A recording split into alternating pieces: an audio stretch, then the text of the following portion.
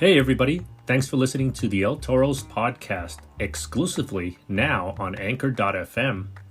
If you haven't heard about Anchor, it's the easiest way to make a podcast. Here, let me explain. It's free. There's creation tools that allow you to record and edit your podcast right from your phone or computer. Anchor will distribute your podcast for you so it can be heard on things like Spotify, Apple Podcasts, and many more. You can also make money from your podcast, which is always a plus, with no minimum listenership. And it's everything you need to make a podcast right at your fingertips and in one place. I can't believe it took me this long to switch over to Anchor.fm, but I couldn't be happier now. So, get yourself started and download the free Anchor app now, or go to Anchor.fm to get started.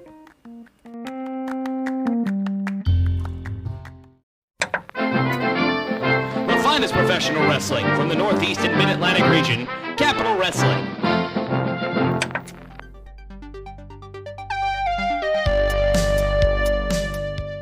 Welcome everybody to the debut episode of the Capital Wrestling Podcast. I'm your host, Sean O'Brien.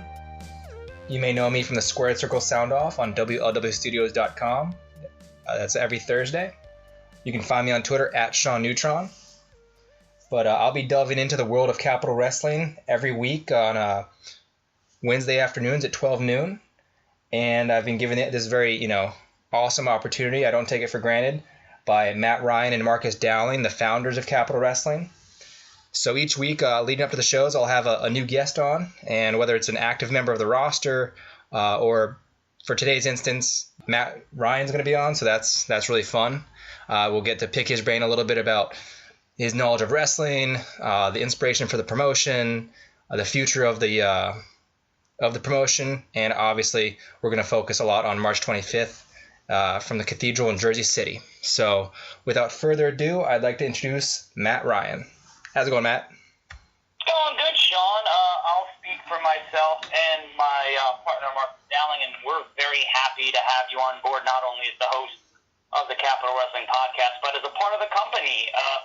Our whole goal is about working with some of the brightest and most passionate people in the wrestling community. Now, that doesn't mean just, wrestlers, managers, announcers, but also videographers, artists, people who do podcasts, people who create content in our industry, people who are just passionate about pro wrestling and can help the company in other ways.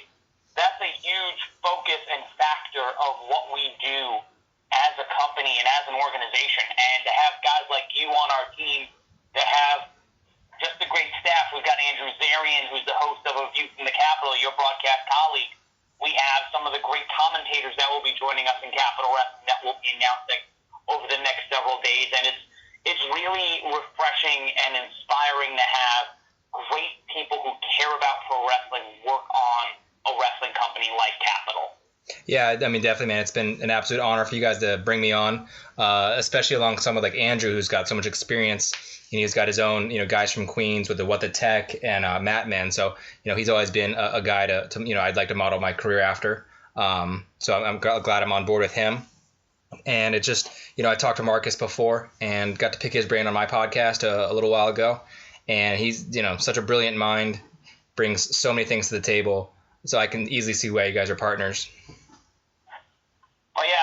Marcus has, a lot of experience. He's been around longer than I have, but he and I, we just kind of get each other. And I was having a conversation with someone the other day talking about booking soulmates, because you look at great teams and great companies in the past and how the producers and the booker understood each other, how the promoters and the bookers understood each other.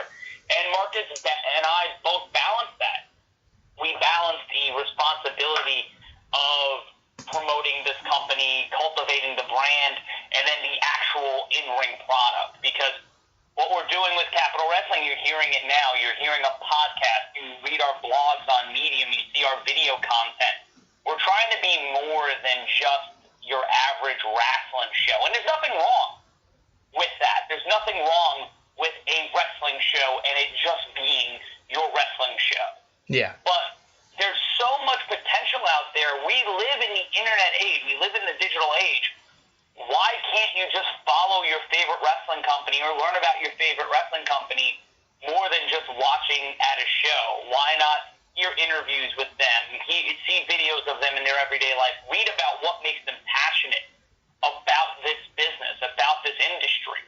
And we want to give the audience that experience. I've said it in every interview we've done so far, is that Capital Wrestling to me is about the audience experience. From your first time, your entry point into Capital Wrestling, whether it's seeing a video, seeing a flyer, having a conversation, finding us on Instagram, Facebook, Twitter, or even just coming to a show, about every aspect of your experience being entertaining, being interesting, and being something you want to come back to every day, every week, even every month, because there are people who just come to shows. There will be people who just watch our weekly episodic program. There will be people who just read us on Medium. There will be people that just follow us on social media. But we want to talk to you. We want to be interactive with you, and we want to understand what now more than ever the professional wrestling audience is vocal, is there, is present in every aspect of the industry. And we just with the But that's going to bring me to the first question. You mentioned dream booking partners with Marcus. Where did this idea come from originally? Well, the idea morphed over a dialogue over 3 years. I attended New York University for the past 2 years or so, and in January of 2000, it was like mid-2014, maybe around October, I was sitting, waiting for a class to start, and I had a conversation with Marcus, and we were just talking about what would a pro wrestling show or a pro wrestling company we put together look like, sound like, and feel like. Because we originally, the name Capital Wrestling came from the fact that I'm from New York, he's from D.C., and we wanted to run events in hopefully New York, but also Washington, D.C. But that's prevented because of the athletic commissions of both states, and I'll save my rant on that for another time. But it just started in the conversation of, okay, who would we put on the shows? What would it sound like? What would it feel like? And how would we go? And those conversations would be on and off for about 3 years till, I would say, November of 2016. Marcus and I had been talking, and, you know, we fetched back and forth about the pro wrestling industry, like what we saw on TV and things we didn't like and blah, blah, blah. You know, your usual backseat booking. Yeah. But I was sitting at my desk, and, you know, when you're just stuck at work and nothing really to do, you just end up on YouTube, and you go down these YouTube rabbit holes. Oh, it's easy. And I found an episode of All-Star Wrestling from 1972. I think it was Championship Wrestling from Chattanooga. And it featured Ron Wright. And Ron Wright, a lot of people know from Smoky Mountain Wrestling or Southeastern Championship Wrestling. And this company was running opposite of Southeastern at the time, I believe. It was a part of the Goulas territory, kind of that Nashville, Memphis, the Tennessee territory. Mm-hmm. That's where Jerry Lawler got his first big heel run. But Ron Wright was in the middle of this angle with a referee. And he was out there cutting a promo, and the referee came out to confront him, and he just bitch slapped the referee. Just slapped him right in the mouth and then ran off. And Marcus and I had that aha moment of, this is what I would want our TV to be. We both thought the exact same thing. We immediately just deep dived into the idea of what Capital Wrestling would be, could be, and should be. Within a day, we got the logo, we got the TV written, we have our first year kind of planned out, and you'll see it over the next 52 weeks of Capital Wrestling Television, of all of these plans and all of these things coming together.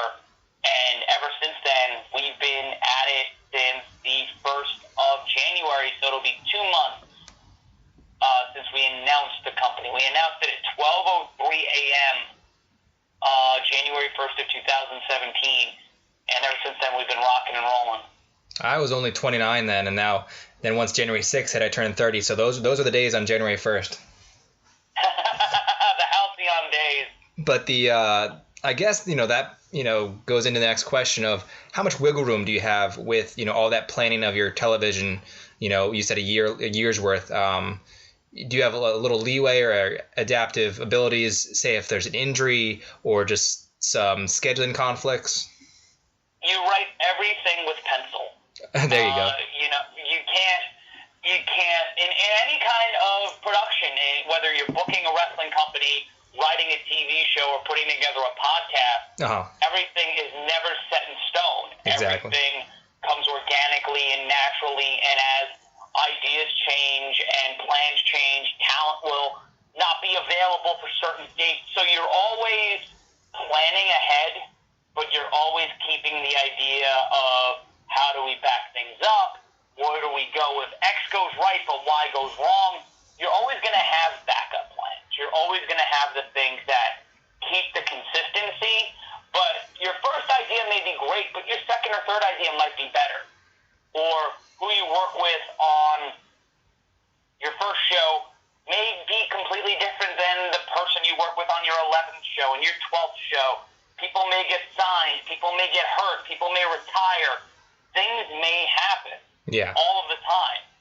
So you come up with all these ideas, but then you're always ready to change whatever may happen. Yeah, and I guess I equate it to wrestlers having to reinvent themselves. The same can be said for bookers, and people in charge of promotions. You can't stay in the same pigeonhole, or you'll never evolve or progress. Yeah, I can speak to that myself, because everything we do is constantly rotating. Speaking for my character, Matthew Ryan Shapiro, it started as one thing about 5 years ago, and now it's gone through different machinations and different outfits and different ideas. I've changed the way I've sounded. I've changed the way I try to talk. It's all about evolution and who you are and what you're doing, because if you're static in this business, you're not going about it the right way. Well, if you've changed the way you talked, or when are you going to start talking like the Cash Me Outside girl? Yeah, that's not happening. So don't expect that, but I could get a little Brooklyn-y now and then. I'm excited for what we're going to do with my character moving forward. You speak of your character. I remember seeing those promos you've done the last few weeks. Tell me about those. Those, the ones for Capital, honestly came organically. The Stoop promo, the first one we released last week, came out of me walking past the stoop of my best friend. That stoop is where I spent the majority of my nights growing up, from like the age of maybe 15 to maybe 22, 23. During the summer, that was the place where the people I grew up with and I would hang out. There was that stoop, and then the diner like 10 blocks away.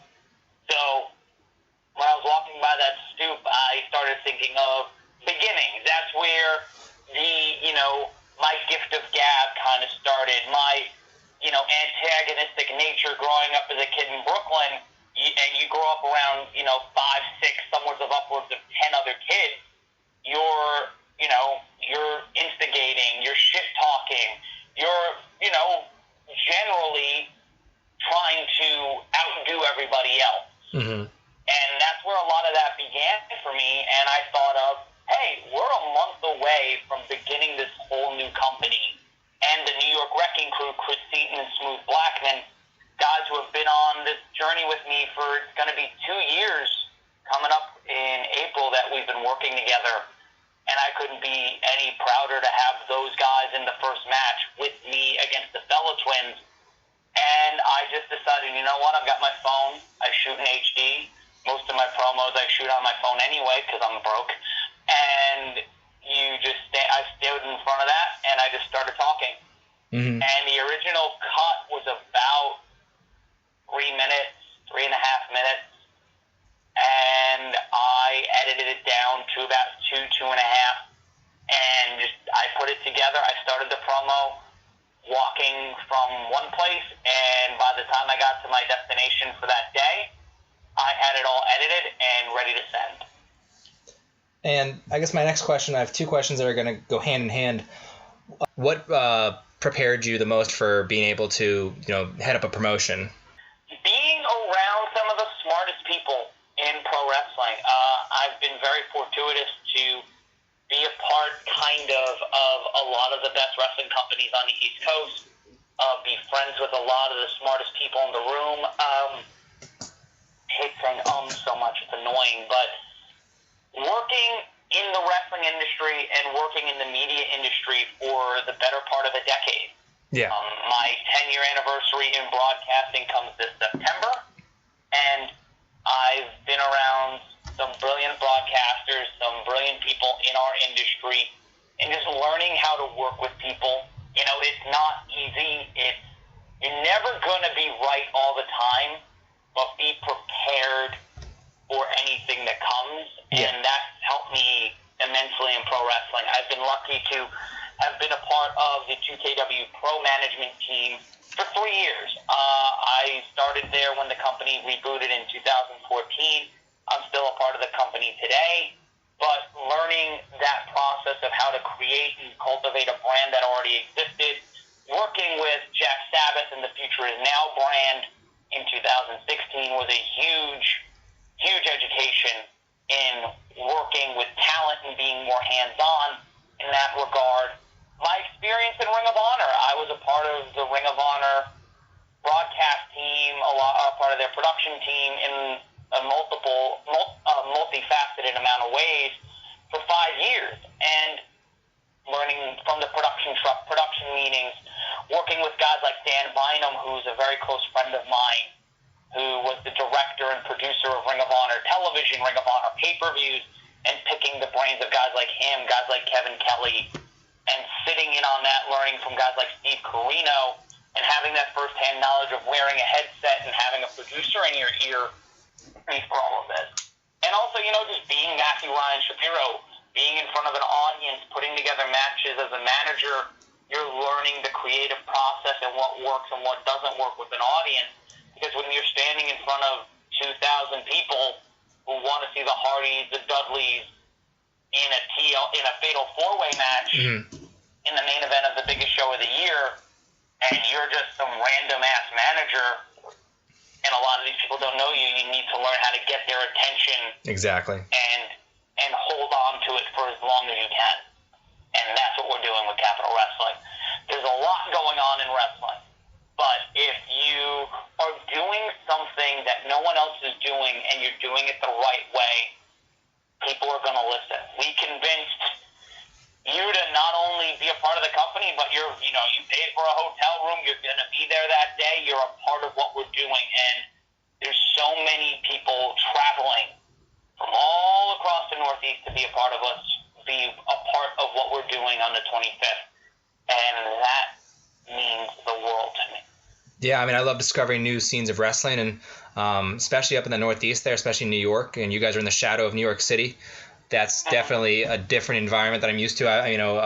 We're down here at the promotion Nova Pro, and they do a lot of great things. I've had a lot of big stars come through, and but it's once again really cool to expand my horizons and to get to work with you guys. I can't be thankful enough. But you mentioned, I guess in my mind, you got dreamers and doers.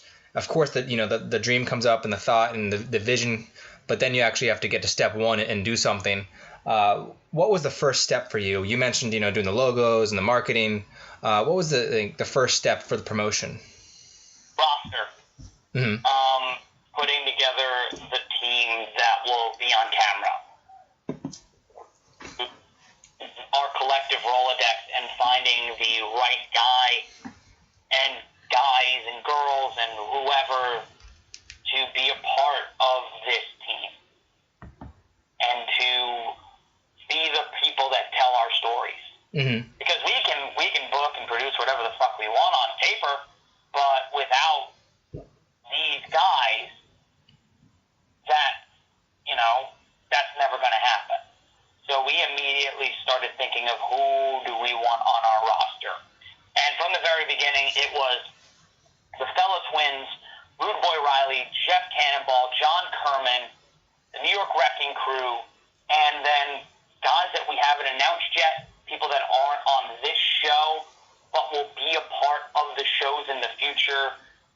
There's a pipeline of talent that is insane. And when you look at our main event, Preston Jonathan Quinn was one of those guys that we always wanted to have a part of our roster. And then you have Leon St. Giovanni. I've known LSG for 5 years. I've traveled down the road. I've made towns with LSG so many times, and he is one of my favorite people. And Logan Easton LaRue is someone you know very well. Yep. And I've heard about from Mikey King over at Nova Pro and Marcus, and he's a guy that he fits the bill. And now you fits the bill to be in that main event. And you talk about fitting the bill. Would you equate it to like a general manager trying to put together the best teams in terms of chemistry and what fits instead of, getting like the absolute best stars? Yeah, it's all about situational need. I look at this the way you put together a baseball team or a football team. You need the right quarterback, and Rude Boy Riley is that quarterback. He is everything you want in a quantifiable star. The way he looks, the way he wrestles, the way he interacts with his audience is what you want from a top guy. Jeff Cannonball is someone you can believe in and someone you can relate to. He could be Dusty Rhodes for the punk generation of wrestling. He could be any number of things. He's Jeff. Like, I've known Jeff for 2.5 years, maybe 3, and he just gets it. Jeff is fantastic, and he could be a top guy tomorrow. Mm-hmm. You look at the Fella twins or the Fella foursome at all.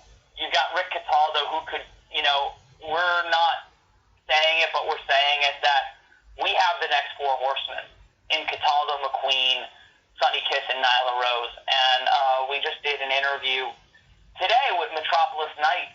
We're going to have a 2-page spread in their issue coming up in March. And Rick Cataldo's Ric Flair. You see it.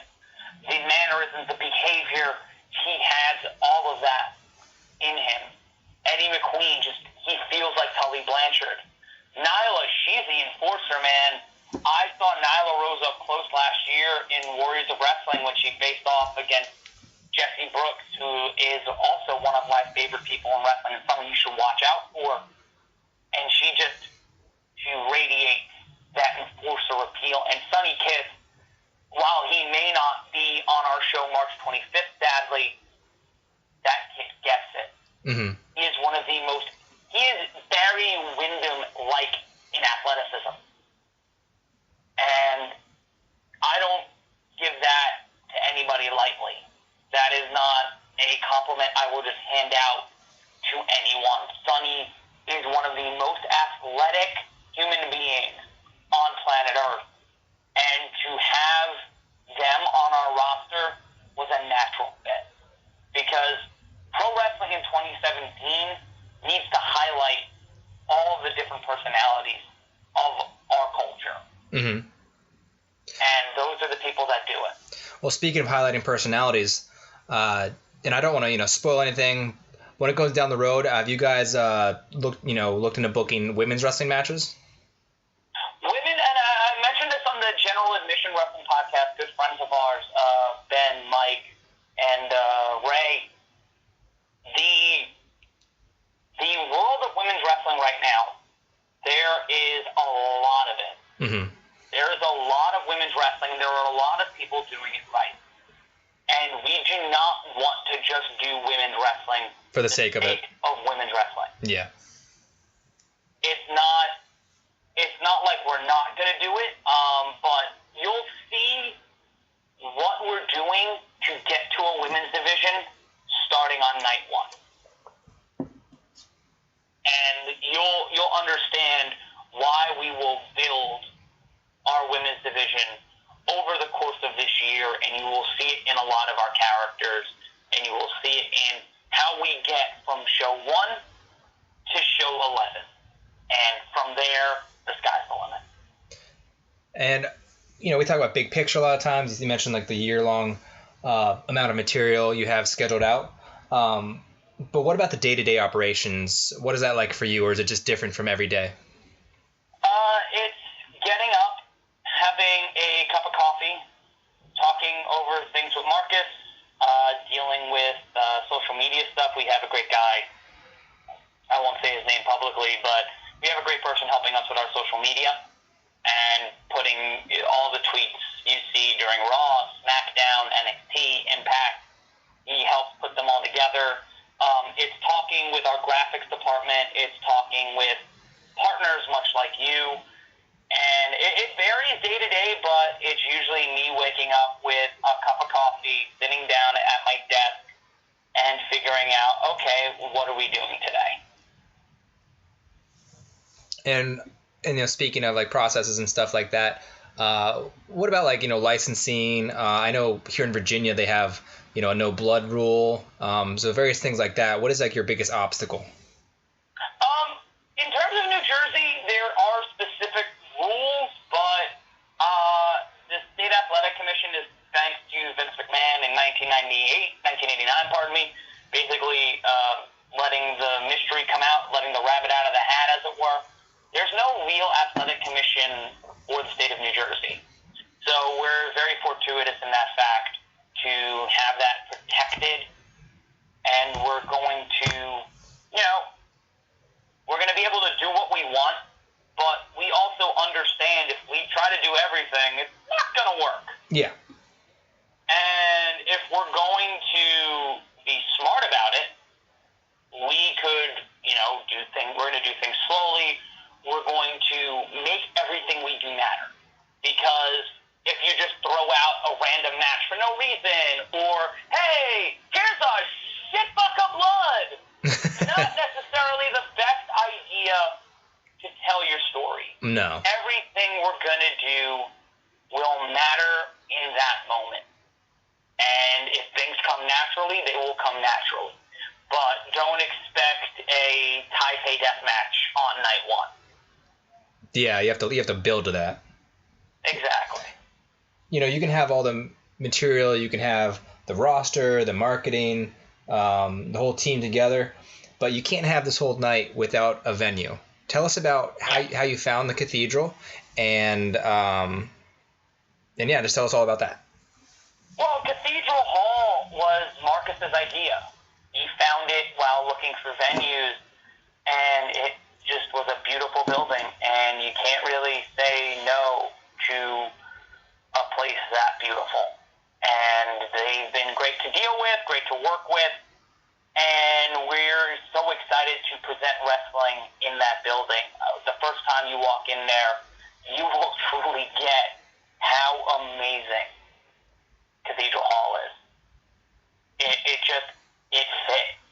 It fit so well and looked so beautiful, and we can't wait to show it off like a trophy wife on March 25th. So that kind of like your home field, or have you ever had any visions of traveling at all? We have some ideas. For year one, we're going to try to stay in Jersey City and keep it at that home base, because we want to be an integral part of Jersey City. And we want to be a part of that community, because every great wrestling company, whether you're world class or Mid-South, you have that one place that everybody remembers. Whether it's the Sportatorium, the Irish McNeil's Boys Club, Madison Square Garden, the Spectrum, ECW Arena, all of that. Those are the places. Yeah, I mean, and you want to build that consistency as well. Exactly. Now, in terms of your future shows down the line, are you going to have different names for the shows, or are they all just going to be under the Capital Wrestling banner? It's all going to be under the Capital Wrestling banner. It's Capital Wrestling Live. Wrestling is on the marquee. Capital Wrestling is the place you're coming to see, and it's not built upon each show being, it's not just about the show. It's about, we're shooting television. Yeah. Shooting a digital television show. So you're there to see episodes of Capital Wrestling. It's Capital Wrestling Live from Cathedral Hall. It's easy to remember. It's easy. You go to the New York Mets, you go to a Met game, it's not New York Mets presents Spring Fling Explosion. And that stuff is cool. I do not, Nova Pro has some of the best names ever. Yeah. And when I was booking Futures Now, we named the show Give the People What They Want, because that was the ethos of the company, and that was, you know, a really cool song title, and it fit what we wanted to do. When you go to see WWE Live, you're going to see WWE Live, or you're going to see Raw or SmackDown. You're going to see Capital Wrestling. Same thing with Ring of Honor, and that, because these events are not for pay-per-view, they're not for DVDs, they're not, you know, it's just one show. Yeah. We're filming 4 episodes of television. So what we're trying to do is present that product to you and present the taping as, you know, singular events, but you're seeing 3 things happen over the course of it. Yeah, I always tell my friends if I was a promoter, my summer event would be called Summer Assault. I liked it. Now, you speak of other promotions. Obviously, you can't tie down Capital Wrestling to just one kind of inspiration. What would what promotions have you modeled it after? Well, there's so many influences to what we are. So, first and foremost, World-Class Championship Wrestling, Mid-South Wrestling, ECW, and a lot of our stuff is based on the 70s and 80s territory system and early Ring of Honor. Early Ring of Honor wrestling, that 2002 to 2008 period, influenced Marcus and myself to how we're running the company, how we're dealing with specific talent, and we're paying homage not only to the night the line was crossed in ECW, but also that first Ring of Honor event with a 3-way band. And that's why we put the talents that are in that match, because not only do they have connections with specific talents for memorable 3-way dances, but also we have 2 members of the Ring of Honor roster on there who are evolutionary equivalents to a Terry Funk, a Sabu. Logan Easton LaRue reminds me so much of Shane Douglas that we put a video out, which is available on the Capital Wrestling YouTube and Facebook page. And we're so grateful for Christine Coons and Dave Lane, who were who were photographers for Ring of Honor, for Smoky Mountain Wrestling, who was another huge influence of our work. And, Memphis, we would not be doing this company if it weren't for Lance Russell, Dave Brown, Andy Kaufman. I'll let a little secret out of the bag. I'm actually looking at it on the trophy case in this apartment.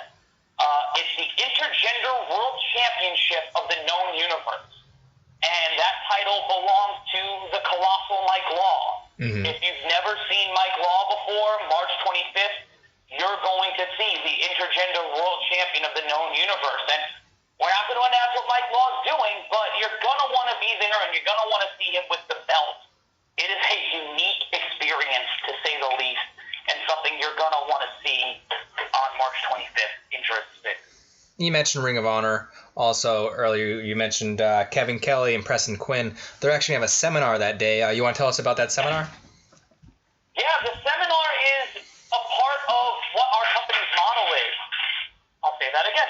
The company model is built not only on entertaining the audience, but also being an educational tool. We have so many people that we know, so many friends, so many talented performers like Preston Quinn, Kevin Kelly, Brutal Bob Evans, who can teach and pass on information not only to our talent in the locker room, but the talent in the area, doing the drives, wanting to learn, and to be an outlet for that, to be an outlet to these talented performers and help them get better and create opportunities. Because the 2 of the best in this, from the seminar, are going to be a part of the event. They're going to be in action. They're going to be on the show. And it's a tryout for them. If they do good, if they do great, they may be a part of the company. And to do this seminar, Kevin has over 25 years of experience working not only for the WWE, but also for Ring of Honor, New Japan Pro Wrestling. He's been working on wrestling television for over 25 years, starting in Universal with a small little outlet company, getting hired to work for WCW for a tryout. The story of him getting signed by the WWE is something that is very interesting. He went to WCW to film a tryout as a ring announcer, and that day he gets a phone call from Billy Gunn, of all people, saying, hey, do you want to do a tryout with the WWE? And Kevin tells the story way better than I do, but that's how we ended up in the WWE. And to create those opportunities for other generations of talent is something that Kevin loves to do. And as someone who sat under the Kevin Kelly learning tree, not only as an announcer, but as a producer, as an on-air talent, as a booker, as a guy who talks for a living, his notes are so helpful to get to the next level, to learn about how national television companies and international products like New Japan. He's the voice of New Japan Pro Wrestling, by the way. Mm-hmm. And if you don't want to learn from that guy and see how his mind works and how the minds of major companies work, $75 is a small price to pay to give you bigger opportunities in your career. And Preston Quinn is probably one of the most underrated wrestlers and one of the smartest wrestlers in the industry today. If you talk to anybody in the Mid-Atlantic region who is anybody, they will direct you to Preston Quinn. And these two guys working together, trading their knowledge of not only what works in the ring, but outside of the ring, on camera, how to present yourself, who and what you are as an athlete is worth so much more than the $75 we're offering. Exactly. And if you can't pay that much to learn from those best minds, then you're being a little bit too choosy and not open enough to expand your horizons. Exactly. That's from 12 to 4 that day, correct? Mm-hmm. Starting at 12 noon, going till 4 o'clock. And for information on that, just email us at capitalwrestling@gmail.com. And what kind of preparation that day is going to go into the event? What time are you going to get there at the venue? Probably 10 o'clock in the morning. Mm-hmm. Luckily, my girlfriend lives in the area, so it will be an easy commute for me that day. I'm going to get to the building early, make sure the ring is there, make sure everything's set up. That might help. Having a ring is kind of important, but production meetings, talking with talent, making sure everybody's there, it will be a very long, very busy and stressful day. Promoting shows, producing shows is always a stressful experience, but the feeling after is I wouldn't trade it for anything in the world. And what is the roster, like, guys are going to be there at a certain time, or are guys going to come at different times? Well, you usually have a call time because people have to do promos and people have to do specific things.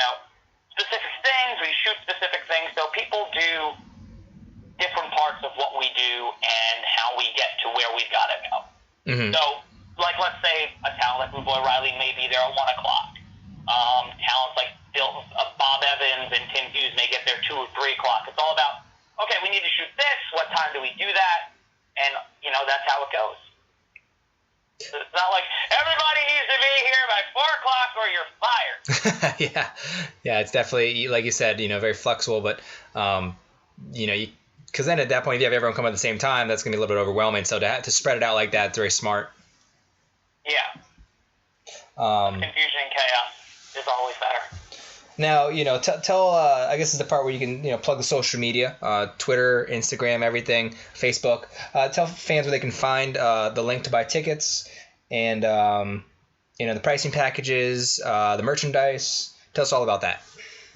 All right, kids, the easiest way to get tickets is go to Capital Live. That's Capital with an O, CAPITOLLIVE.eventbrite.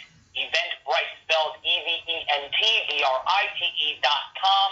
There, not only will you get the chance to buy tickets, general admission tickets, and reserved seating tickets, but also the opportunity to get ticket packages, trading cards, the event poster, T-shirts, and a whole lot more at capitallive.eventbrite.com. If you want to order the Capital Wrestling T-shirt, go to www.cheappopshop.com. That's cheappopshop.com. And, if you want to support the company and you can't attend the event, the best way to do it is on Patreon. Patreon.com/Capital Wrestling. For as little as $1 a month, you can help support Capital Wrestling. Wrestling. We have great perks on there, including limited edition episodes, special podcasts that will start this month between Marcus, myself, and Sean if he wants to join us. I'm down. The creative process of Capital Wrestling, basically called We Book This Shit, the Capital Wrestling Extras podcast, where we will talk about how each episode, why we did certain things, and also just the events of that day. So you'll be getting that if you are a patron at patreon.com/Capital Wrestling. Also cool merchandise, t-shirts, trading cards, and a whole lot more. You get that over at Patreon.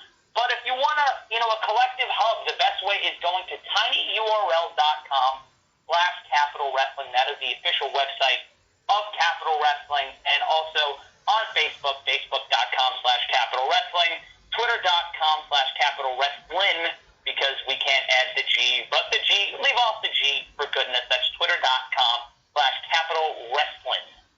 Now, you did mention without the G. I thought I saw on Twitter that it's available, or did somebody take it? No, it's not. It's not that it's not available. It was just we were limited in actually the amount of letters we could put in the profile name. Really? Oh, okay. I was gonna say. Yeah, that sucked. That part does suck, and yeah, and also I guess the other question with the term is where'd you get from the difference from capital or with an O to an A? Like why the O? Because of the original Capital Wrestling. Mm-hmm. The evolution of the WWE. It started out as Capital Wrestling, the Capital Wrestling Corporation, and with Marcus based out of D.C., myself based out of New York, and our talent base being the Northeast Triangle from Maine down to Baltimore and all the way back, including Virginia and the Carolinas, it just made enough sense. We are classic wrestling for the modern age, so why not represent one of those companies? We're not in Mid-South, we're not in Memphis, we're in Jersey City, baby. So Capital Wrestling was the way to go. That's a very smart decision. I can see you both have a lot of foresight. There was nothing that's put into this product where you haven't put a lot of thought behind it. No, we've thought about a lot of this. It's and just like you said, staring at my computer trying to figure out, okay, what's next? How do we make sure this isn't on fire? Oh God, it's still on fire. Oh Lord. Just like you said, with the matches you put on the card, you're not going to have any wasted motions. It's all going to serve a greater purpose. Yeah. And oops, go ahead. I'm sorry. Also, you can't forget to plug your own Twitter. I'm Matt Ryan. Yeah, the letter I, the letter M, Matt Ryan. I don't tweet on there as much, but you can follow me on there, and also M Ryan Shapiro. That's M Ryan Shapiro on the Twitter machine. Every time I see that one Twitter handle, it always looks like it says I'm a tryin'. Well, I am a tryin', so pretty much. But yeah, man, I appreciate you coming on the podcast. I guess next week we're going to be talking to John Kerman. Awesome. Yeah, John is one of those guys that Marcus really wanted, and I immediately, hearing about his background and how he might be one of the best mothers on the planet, is a guy that we should, we're going to have and we're going to have on, and, he's in one of the first matches we've announced. It's him going up against Jeff Cannonball, who I've talked about insanely over the past couple of minutes. So it's going to be a match I'm truly looking forward to, and I can say this: I think it's gonna steal the show. Yeah, it's gonna be a lot of fun. Those are two very different styles, and I don't know Jeff personally, but from John I know, and he's a smart dude, really driven, and doesn't make excuses, and very reliable. So then that's before you mention how talented he is. But to start with that foundation with him, he's a great person to have on that foundation of Capital Wrestling. Thank you, man. He's going to be one of those guys that is a part of the team from the very first night. I won't say anything more, but starting that first night, you'll know John and especially Jeff will be a part of the story moving forward. Well, there we go. That's going to be something to look forward to. And he gave you all the links earlier, so people out there, buy your tickets now. The show's on March 25th. It'll be a TV taping. So anything else you want to mention, Matt, before we get out of here? Support Capital Wrestling. You're already doing it by, listening to this show on our RSS feed and also on our YouTube channel. But support what we're doing. The amount of effort, and I'm not even just talking about myself or Marcus, but the effort of Susie Q, our director, the effort of Zane Decker, our lead videographer, and everybody else on the video team, the effort of the talent, the effort of guys like Sean here, who's taken time out of their own night to host a podcast. The effort of Andrew Zarian, who's running his own business, running his own company, and will record, a view from the Capitol. We're supporting guys like Kevin and Preston Quinn, who are taking time out of their schedule to teach talent for a very nominal fee about this industry and how to get better. And, for me and Marcus's girlfriend, because they have to put up with us every single day while we're focused on putting together this crazy idea that people want to see old school wrestling in a modern environment. We don't want to look like assholes. So make our girlfriends believe that and they already believe it's a great idea. My girlfriend Stephanie has been one of the biggest champions of Capitol Wrestling behind the scenes and has been my biggest support system since we started dating 3 years ago. Mm-hmm. But for Marcus's girlfriend, for my girlfriend, so their boyfriends don't look like idiots, support Capitol Wrestling. And I have to go.